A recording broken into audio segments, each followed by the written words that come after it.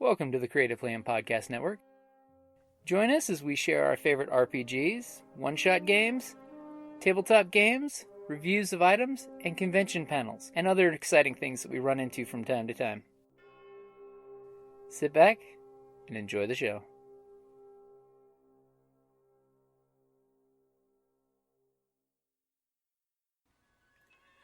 Hi, this is Kelly, aka Trixie from Ragnarok and Roll, a Sign to Ragnarok story, and Tilda Wimblewick from D&D Journey of the 5th Edition.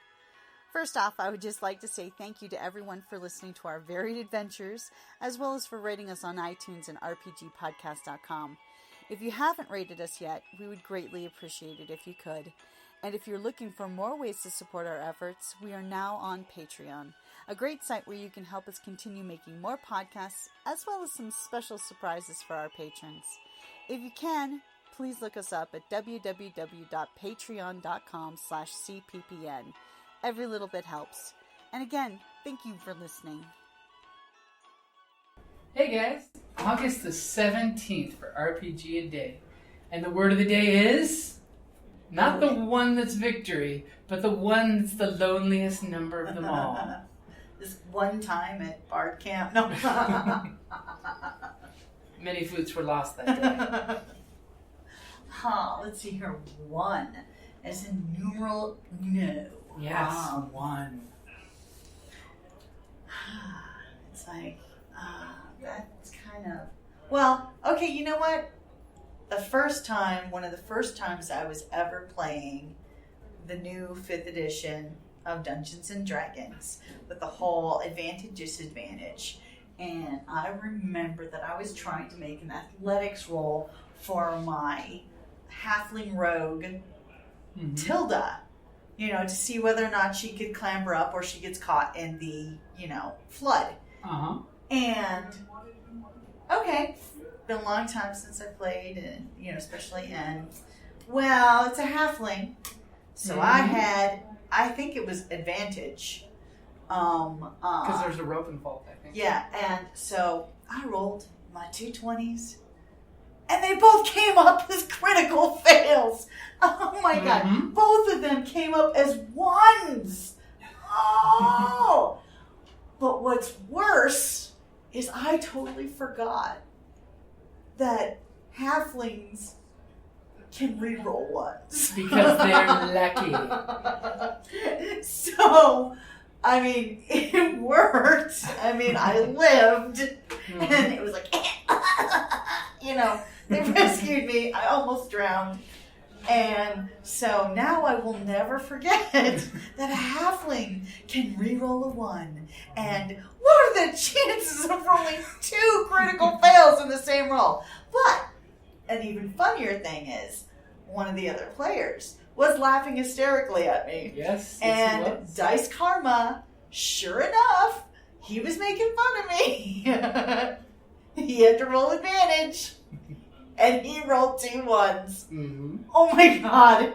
I mean, now, chances of rolling 2 1s at the same time, but then having the next player also roll that is pretty darn ridiculous. Yeah. I mean, I was an art major for a reason. Math is not my forte, but I know that's pretty up there. Because it's 5% of a 5% to do it. Yeah.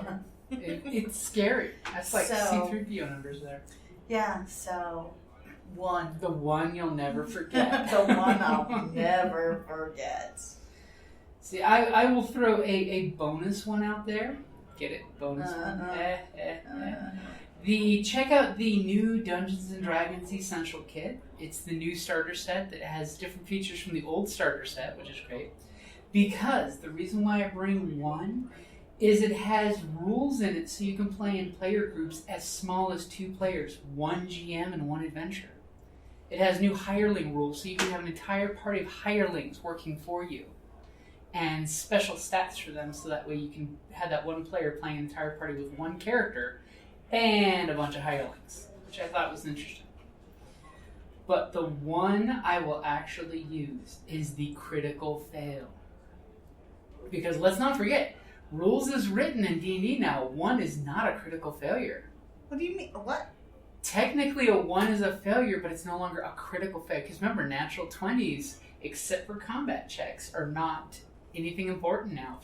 If you were cooking and you rolled a natural 20, it's just the same as rolling a 15 or a 12. Oh, that bites. So I would like to say, as a GM, there's nothing more exciting on your players' faces than seeing when they roll a natural 20. And there's nothing more as enjoyable as an evil Lich King GM who wants to see his players roll 1s and shoot each other in the back, or drop their swords, or fling their weapon past the wall of kobolds that they now have to get past to get to it. Which, you do know all of those horrible crit fails, which are the 1s, actually lead flavor to the story. Because think about it. If you're having critical success, why can't you have critical failure? Exactly. So I always like to flavor up my 1s with a little extra something, a little extra +1 to the natural 1s. Yeah, like an arrow in the back of your friend, or, or hey, that bowstring breaks, or your weapon goes flying and you are now disarmed. It's even more horrible at higher levels when your cool vocal sword goes flying off into the hands of a goblin. Does the goblin strike with it, or does he run away with it? If he's smart, he runs away. He's going to run away, cash in, and buy himself a castle. I have stolen the baby sword! So that's what I've got for 1s, is making sure to keep some crit fail in your pocket. As a GM, make sure you have the idea in any encounter that you're writing to have what would you do if a natural 1 came up. More importantly, natural 1s are not that the player fails, but that some bad thing happens. Sort of like in Numenera when they have the GM intrusion, which is what they call the natural 1s. It's not that you suck, it's that this bad thing happened at the exact same moment. So that way the player doesn't feel like, I suck. No, it's not that you suck, it's just that stuff happens. Crit fail happens. As everybody says, crit happens, then you turn the button down and upside down, it says crit fail happens. It all depends on which yin-yang karma you're rolling with. And hey, if it's good for the goose, it's good for the gander, so make sure as a GM, when your creatures roll natural 1s, you listen to your players when they throw out ideas. Just like in Star Wars in the Genesis system. When all those threats come up and despair comes up for the GM, make sure you got some cool things to throw up to make your villains look like chumps for your players. Because sometimes it's nice when Darth Vader drops his lightsaber. I mean, we all remember those moments where like something happens and the big bad looks at you and they're just like... And the door closes and you just can't get it open. Yeah. You're a badass with the Force, but you can't stop the door. Well, the story requires the data pad to escape. Exactly. So in that game, the player is actually Darth Vader, and the GM's spending all those destiny points to get that. Exactly. Just keep playing hot potato and passing it along. So never be afraid of the natural 1 because it makes story stuff happen. Exactly. Which is good. And make sure that it's equal opportunity fail on both sides. Because sometimes you just need your big bad to suck it up when you roll. When he's summoning the power of all the death gods and pulling the heart out of you, and then he rolls a crit fail. Although I do want to bring up one thing. Because I know back in the day, they actually had some solo modules where you could play, like you didn't have a GM, you didn't have, I can't remember the name of the one, but oftentimes it would have the little red gel screen, thing that decoder. So that you could go over, so you didn't get all the information right away. You had to use a little red filament to pass over the so you can see the letters and stuff. They should really do something like that again. Sort of like the Lone Wolf Choose Your Own Adventure books, where you had a character sheet at the beginning of the book. But you had the maps, you had the whole thing. I mean, so you can play D&D solo. Yeah, that would be a lot of. Well, we've talked about it once before, but the GM's Guide is the randomizer. You could have a GM-less game where just random things happen. Yeah, but this was kind of cool. Oh yeah, it was super cool. Yeah. But yeah, and that's also a great tool for learning D&D too, Hmm. as a teaching opportunity. So that's what we've got for August the 17th. One. There can be only one! Trying to do a Christopher Lambert. There can be only one. There can be only one. And then we're coming up to August 18th tomorrow. Today is one, but tomorrow is plenty. Plenty? Plenty. Good and plenty. Ooh, that's an awesome Candy. game, candy, you know.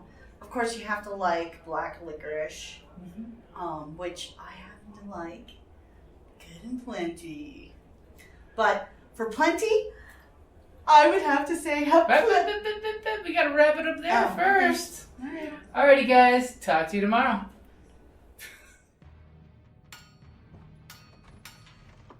Down in the depths of the mountain, we dwarves spend our time forging powerful weapons, mining precious gems and metals, and feasting like kings. But after a day of digging for the next Arkenstone, this dwarf likes to come home to a package full of loot. Dungeon Crate is a monthly subscription box service forged specifically for RPG and tabletop gamers. Miniatures, dice, tokens, coins, maps, modules, terrain pieces, handcrafted items, RPG jewelry, and more are yours for only a few gold per month. You even get a digital crate along with a physical one as an added bonus.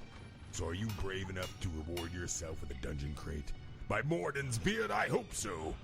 DungeonCrate.com. Let the adventure begin.